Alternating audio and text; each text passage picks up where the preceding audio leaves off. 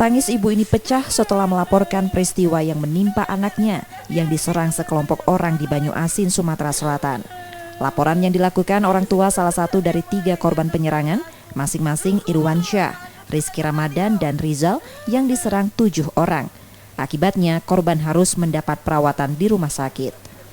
Penyerangan terjadi di halaman sebuah toko yang berada di Jalan Palembang Betung, kilometer 18, Kelurahan Sukomoro, Kecamatan Talang Kelapa.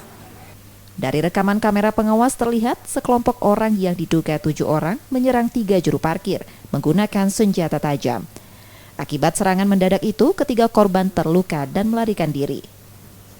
Laporan yang dibuat keluarga korban didampingi kuasa hukum menyebut penyerangan diduga karena tumpang tindih surat pengelolaan lahan parkir. Pelaku yang diduga mempunyai SK atau surat resmi baru dari Dishub Banyuasin marah karena korban masih menguasai lahan parkir.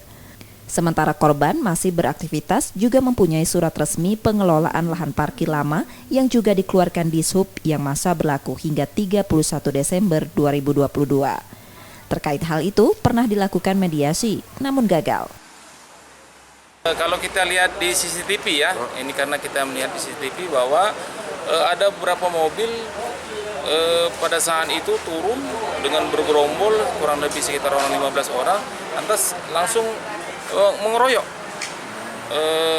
klien kita yang pada saat itu pengamanan untuk parkir seperti itu. Kini kasus tersebut dalam penanganan polisi dari Polsek Talang Kelapa, Banyuasin, Sumatera Selatan. Yudi Kiswanto, Kompas TV, Palembang, Sumatera Selatan.